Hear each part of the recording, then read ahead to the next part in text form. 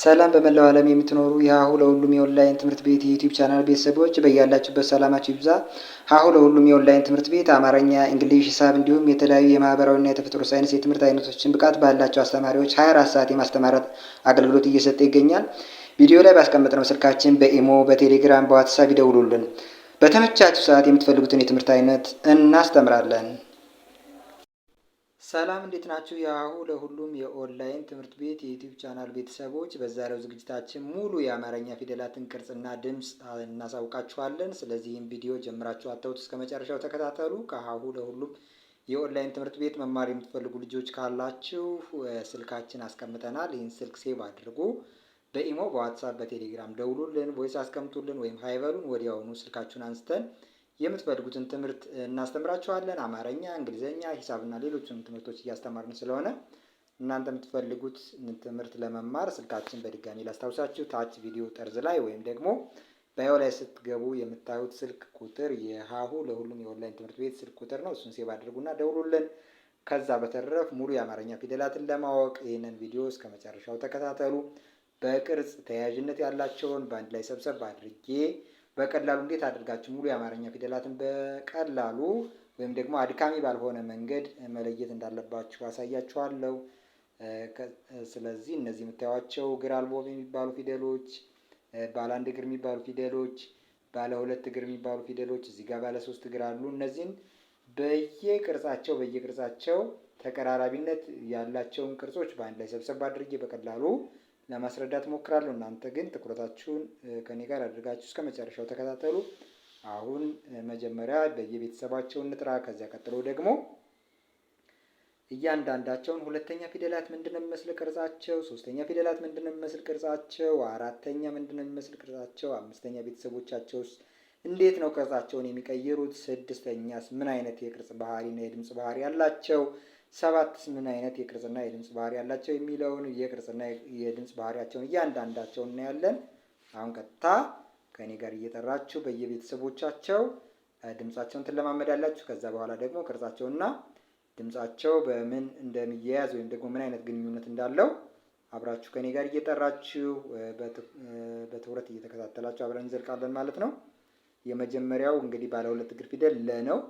ይሄ ለ፣ ሉ፣ ሊ፣ ላ፣ ሌ፣ ል፣ ሎ።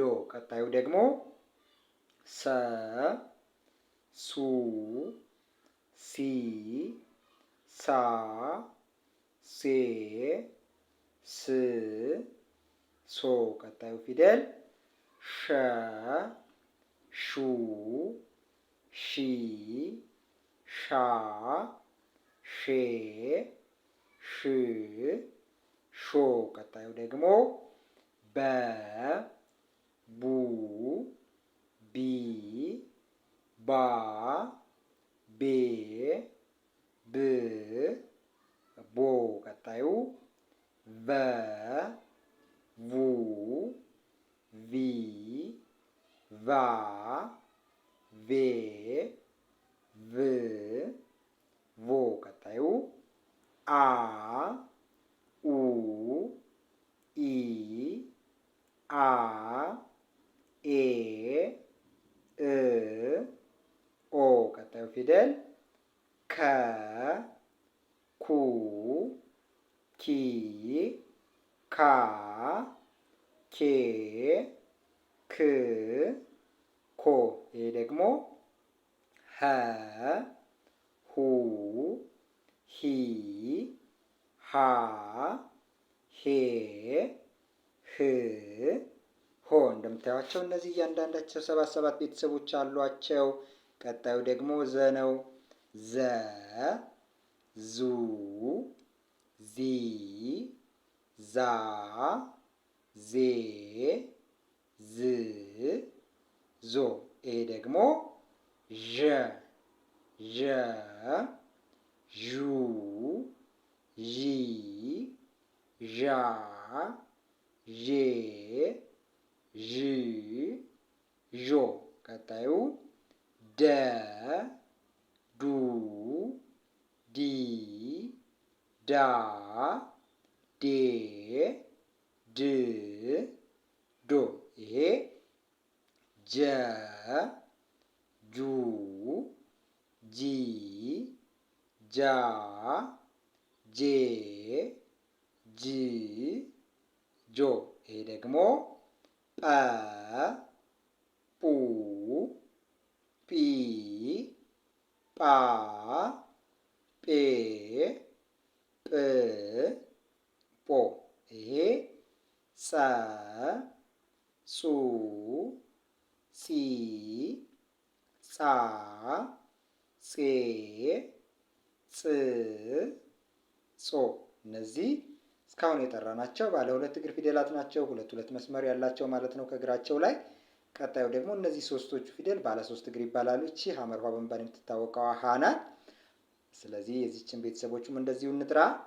ሀ ሁ ሂ ሃ ሄ ህ ሆ።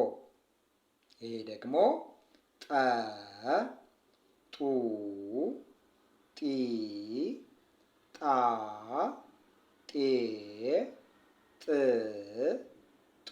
ይሄ ጨ ጩ ጪ ጫ ጬ ጭ ጮ። የምታዩቸው እነዚህ ባለ ሶስት እግር ፊደላት ናቸው። እነዚህ ደግሞ ባለ ሁለት እግር ፊደላት ናቸው። አሁን እነዚህን በዚህ መንገድ የቤተሰባቸው ከጠራን፣ ቀጥሎ ደግሞ በሁለተኛ ቤተሰቦቻቸው ምን ይመስላል ቅርጻቸው፣ ከዛ በተጨማሪ ደግሞ ድምጻቸው ምን አይነት ተያያዥነት አለው፣ ሶስተኛ ቤተሰቦቻቸውስ ምን አይነት ተያያዥነት አለው ቅርጻቸው፣ ድምጻቸው፣ አራተኞቹም እንደዚሁ 5፣ 6፣ 7 እያንዳንዳቸው እንግዲህ 7 ናቸው። ይኸው ከዚህ ጋር ጀምራችሁ ብትቆጥሩ ይችለ የመጀመሪያው 1፣ እዚያ ሁለተኛ ቤተሰብ አሉ፣ ሶስተኛዋ ሊ፣ 4 ላ፣ 5 ሌ፣ 6 ል፣ 7 ሎ ብትቆጥሯቸው እያንዳንዳቸው 7 ቤተሰቦች ናቸው። እነዚህ ከመጀመሪያው ከአንደኛ ቤተሰቦቻቸው ጀምረው እስከ 7ኛ ቤተሰቦቻቸው በቀላሉ እንዴት እንደምትይዙ እንያቸው አሁን። እሺ ይቺ ለ፣ ይቺ ደግሞ ሰ፣ ይቺ ሸ፣ ይቺ በ፣ ይቺ ደግሞ በ፣ ይቺ አ፣ ይቺ ከ፣ ይቺ ደግሞ ሀ፣ ከዛ ይቺ ዘ፣ ይቺ ዠ፣ ይቺ ደ፣ ይቺ ደግሞ ጀ፣ ይቺ ጰ፣ ይቺ ጸ፣ ይቺ ደግሞ ሀ፣ ይቺ ጠ፣ ይቺ ጨ። የምታዩቸው እነዚህ የመጀመሪያ ሆሄዎች ናቸው። ሁለተኛ ቤተሰቦቻቸውን ጋር ስናይ ሁለተኛ ሆሄዎች ሁሎችም ጎን ለጎናቸው ላይ አግድም አግድም መስመር አለው። ድምጻቸው ደግሞ ኡ የሚል የድምጽ ቅላጼ ሲጋሩ እናያለን። እሱን አብረን እየጠራን አብራችሁ እየጠራችሁ እናያለን።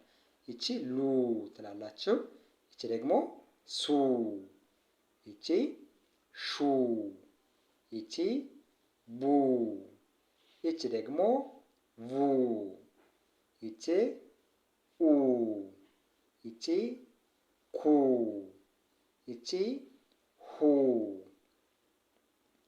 ከዛ ይቺ ዙ፣ ይቺ ዡ፣ ይቺ ደግሞ ዱ፣ ይቺ ጁ፣ ይቺ ጡ፣ ይቺ ጹ፣ ይቺ ሁ፣ ይቺ ደግሞ ጡ፣ ይቺ ጩ። የምታዩቸው ይሄ ሁለተኛ የፊደላት ቤተሰቦች ናቸው። ሶስተኛ ጋር ስንመጣ ሶስተኞቹ ከእግራቸው የቀኝ እግራቸው ማለት ነው የምታዩት አይነት ተጨማሪ ቅጽል አለው። ሁሎቹም ጋር እነዚህ ባለ ሁለት እግር ፊደሎች በቀኝ በኩል ካለው እግራቸው ላይ ወደ ቀኝ ሸፈፍ ያለ ነው። ባለ ሶስትም ቢሆኑ እንደዚሁ በቀኝ በኩል በውጭ በኩል ያለ እግራቸው ወደ ቀኝ የተንሻፈፈ ነው። ስለዚህ ቅርጻቸው በዚህ መንገድ ተያያዥነት አለው። ድምጻቸው ደግሞ ኢ የሚል የድምጽ ቅላጼ አለ። እሱን አብራችሁ እየጠራችሁ እያንዳንዳቸውን የፊደላት ድምጽ ከኔ ጋር ተለማመዱ። ሊ፣ ሲ፣ ሺ ቢ ቪ ኢ ኪ ሂ ዚ ዢ ዲ ጂ ጲ ጺ ሂ ጢ ጪ። ስለዚህ እነዚህ የምታዩዋቸው ሶስተኛ የፊደላት ቤተሰቦች ናቸው። ከባለ ሁለት እግር ፊደሎች ጋር ያላቸው የቅርጽ ተያያዥነት ይህን ይመስላል። አራተኛ ቤተሰቦቻቸው ደግሞ እነዚህ ባለ ሁለት እግር ፊደላት የሚባሉት በግራ በኩል ያለው አንዳንድ እግራቸው አጠር ያለ ነው። ሁሎቹም ማለት ነው የሚዩዋቸው አጠር ያለ ነው። ስለዚህ በዛ መንገድ በቀላሉ መረዳት ትችላላችሁ። ላ ሳ ሻ ባ ቫ አ ካ ሀ ዛ ዣ ዳ ጃ ጳ ጻ ሀ ጣ ጫ። እነዚህ አራተኛ ቤተሰቦች ናቸው። ድምጻቸው ደግሞ እንደምትሰሙት አ የሚል ነገር አለው። ስለዚህ በቀላሉ በዛ መንገድ ተረዱታላችሁ ማለት ነው። ይህን ያህል አድካሚ አይሆንም። ከዛ ቀጥሎ አምስተኛ ቤተሰቦቻቸው ጋር ነው የምንመጣ። አምስተኛ ቤተሰቦቻቸው በቀኝ በኩል ካለው እግራቸው ላይ በውጭ በኩል 0 ተጨማሪ ነገር አለው። ስለዚህ ይህንን በቀላሉ እዩት አንድ ባንድ። ምንም ይህንን አንዱን ፊደል ብቻ ከያዛችሁ በአንዱ ፊደል ቅርጽ መሰረት ነው ሌሎቹም እየጨመሩ የሚሄዱት። ለምሳሌ የለ ቤተሰብ የሆነው ሌ በውጭ በኩል በቀኝ በኩል ካለው እግሩ ላይ ከጨመረ ሌሎቹም በዛ መንገድ እየጨመሩ ስለሚሄዱ ምንም ነገር ይህን ያህል አድካሚ አይሆንም ማለት ነው። ስለዚህ ድምጻቸው ጋር ደግሞ ስንጠራ ኤ የሚል የድምፅ ቅላጼ አለ። እሱን አብረን እየጠራን እናያለን። ሌ ሴ ሼ ቤ ቬ ኤ ኬ ሄ ዜ ዤ ዴ ጄ ጴ ጼ ሄ ጤ ጬ።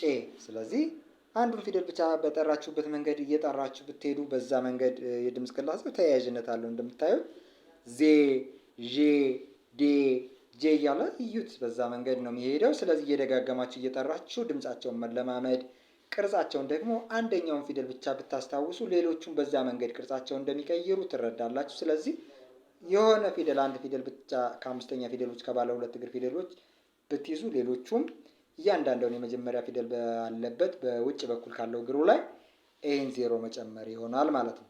ቀጥሎ ስድስተኛ የፊደላት ቤተሰቦች ናቸው። እነዚህ ባለ ሁለት እግርም ባለ አንድ እግርም ባለ እግር አልቦ የሚባሉትም ስድስተኛ ቤተሰቦቻቸው ጋር ቅርጻቸው ተያያዥነት የለውም። በየራሳቸው ነው፣ የራሳቸው ቅርጽ አላቸው። ለምሳሌ እነዚህም ባለ ሁለት እግሮች ጋር አራተኛ ቤተሰቦቻቸው ወይም አምስተኛ ቤተሰቦቻቸው ጋር ስታዩ ተያያዥነት እንዳለው አይተናል። ስድስተኛ ቤተሰቦቻቸው ጋር ግን ይሄ ተያያዥነት ያለው የቅርጽ ተያያዥነት የለውም ማለት ነው። ስለዚህ እሱን እያንዳንዱን ፊደል እየጻፋችሁ ድምፃቸውን ደግሞ እየጠራችሁ መለማመድ እና ቅርጻቸውን በትኩረት መለማመድ ይጠበቅባቸዋል ማለት ነው። ስለዚህ አሁን ድምፃቸውን ምን አይነት ተያያዥነት እንዳለው አብራችሁ ከኔ ጋር እየጠራችሁ እናንተ መለማመድ ትችላላችሁ። ስለዚህ አሁን አብራችሁ ጥሩ። ል ስ ሽ ብ ቭ እ ክ ህ ዝ ዥ ድ ጅ ጵ ጽ ህ ጥ ጭ። እንደምታዩት ድምጻቸው እያለ ይቀጥላል። ቅርጻቸውን ደግሞ ምን ማድረግ አለባቸው?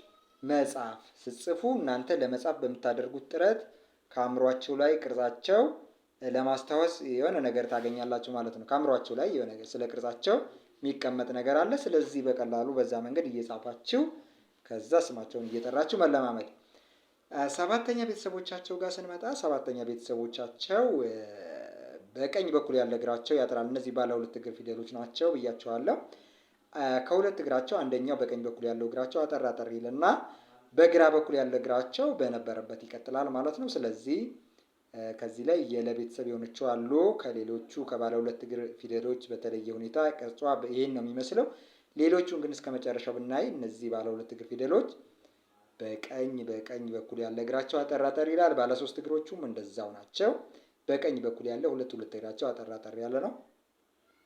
ስለዚህ በዛ መንገድ ቅርጻቸውን ከተረዳችሁ በኋላ ድምጻቸውን ደግሞ ኦ ኦ ኦ እያለ ይቀጥላል። ድምጻቸው የሆነ ይሄ ድምጽ አለ የሚወጣ ቅላጼ እሱ ነው። ስለዚህ እሱን እየጠራችሁ ከኔ ጋር እኔ እጠራለሁ መጀመሪያ፣ እናንተ ደግሞ አብራችሁ ከኔ ጋር እየጠራችሁ ተለማመዱ። ሎ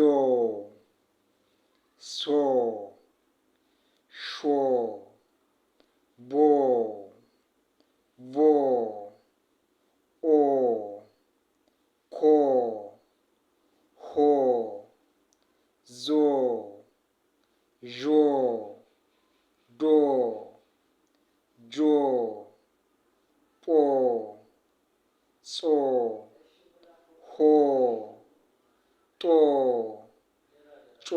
ስለዚህ በዚህ መንገድ በቀላሉ እየጠራችሁ ተለማመዱ። ቀጥሎ ደግሞ ባለ አንድ እግር ፊደላትን ላሳያችሁ። እነዚህ ባለ አንድ እግር ፊደላትም ልክ እንደ ባለ ሁለት እግር ፊደላት የቅርጽ ተያያዥነት አላቸው። ስለዚህ ለሁለተኛ ፊደሎቻቸው ምን አይነት ቅርጽ ነው ተያያዥነቱ? ለሶስተኛ፣ ለአራት፣ ለአምስት፣ ለስድስት፣ ለሰባት ምክንያቱም ማንኛውም ፊደል ሰባት ቤተሰብ አለው ብያቸዋለሁ። ስለዚህ በዛ መንገድ እነዚህም ሰባት አላቸው። ቅርጻቸው ደግሞ ምንድን ነው የሚመስለው የሚለው ከኔ ጋር እያንዳንዳቸውን እነግራችኋለሁ። በትኩረት መከታተል ነው ማለት ነው። ስለዚህ የመጀመሪያው ባለ አንድ እግር ፊደል እዚህ ጋር ቀ ነው። ይህንን እና ቤተሰቦቹን እንጠራለን። ቀ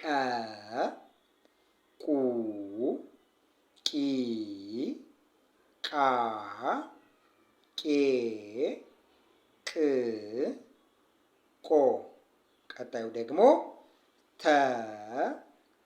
ቱ ቲ ታ ቴ ት ቶ። ይሄ ደግሞ ቸ ቹ ቺ ቻ ቼ ቺ ቾ። ቀጣዩ የ ዩ ይ ያ ዬ ይ ዮ። ይሄ ደግሞ ገ ጉ ጊ ጋ ጌ ግ ጎ። ይሄ ፐ ፑ ፒ ፓ ፔ ፕ ፖ። ይሄ ደግሞ ሀ ሁ ሂ ሃ ሄ ህ ሆ። ይሄ ነ ኑ ኒ ና ኔ ን ኖ። ይሄ ደግሞ ኘ ኙ ኚ ኛ ኜ ኚ ኞ። እነዚህን በዚህ መንገድ የቤተሰባቸው ከጠራን የመጀመሪያ ፊደላትን መጀመሪያ ላይ ትይዛላችሁ። እቺ ቀ፣ እቺ ደግሞ ተ፣ እቺ ቸ፣ እቺ የ፣ እቺ ደግሞ ገ፣ እቺ ፐ፣ እቺ ሀ፣ እቺ ደግሞ ነ፣ እቺ ኘ ትባላለች። ከዛ ሁለተኛ ቤተሰቦቻቸው ከጎነ ጎናቸው ላይ አግድም አግድም መስመር መጨመር። የመጀመሪያ ፊደላትን በያዛችሁት መንገድ የመጀመሪያ ፊደላትን ከያዛችሁ በኋላ ከዚህ የመጀመሪያ ፊደላት ላይ ከጎነ ጎኑ ላይ ብትጨምሩበት የየራሳቸውን ቤተሰብ ታገኛላችሁ። የቀን ቤተሰብ ለማግኘት ወይም ደግሞ የቀ ቤተሰብ ሁለተኛውን ለማግኘት ከጎኑ ላይ ብትጨምሩበት ሁለተኛ ቤተሰቡ ይሄ ይሆናል ማለት ነው። ስለዚህ በዛ መሰረት ነው ሁለተኛ ቤተሰቦቻቸው የተጻፉት። በቀላሉ በዛ መንገድ ተረዱ። ቁ፣ ቱ፣ ቹ፣ ዩ፣ ጉ፣ ፑ፣ ሁ፣ ኑ፣ ኙ። ሶስተኛ ቤተሰቦቻቸው ደግሞ ይኸው ግርግራቸው ወደ ቀኝ ዞረ። እግራቸው ላይ እዩዋቸው። ሁሎችም ከእግራቸው ላይ ወደ ቀኝ የተንሻፈፈ ነገር አለው። ስለዚህ ቅርጻቸውን በዛ መንገድ ትረዱና ድምጻቸውን ደግሞ ኢ የሚል የድምጽ ቅላጼ አለ። ከኔ ጋር እየጠራችሁ ማለማመድ። እሺ፣ እቺ ቂ፣ እቺ ደግሞ ፒ፣ እቺ ቺ፣ እቺ ይ፣ እቺ ጊ፣ እቺ ደግሞ ፒ፣ እቺ ሂ፣ እቺ ኒ፣ እቺ ደግሞ ኒ ትሆናለች። አራተኛ ቤተሰቦቻቸው ጋር ስንመጣ እንግዲህ ባለ ሁለት እግራቸው በግራ በኩል ያለ እግራቸው ያጥራል እያልኳችሁ ነበር። እነዚህ ግን አንድ እግር ብቻ ነው ያላቸው። ይሄ አንድ እግራቸው ቢያጠር ጭራሽ ምንም አይነት ቅርጽ ሊታይ የሚችል ነገር አይኖረውም ማለት ነው። ስለዚህ ይሄ እግራቸው ወደ ግራ ነው የተጣመመው። ባለ ሁለት እግር ወይም ባለ ሶስት እግር በግራ በኩል ያለ እግራቸው አጠረ። እነዚህ ደግሞ ወደ ግራ ዞረ። ስለዚህ በዛ መንገድ በቀላሉ ማየት ትችላላችሁ። አሁን እነዚህን ደግሞ እንጥራ። ቃ፣ ታ፣ ቻ፣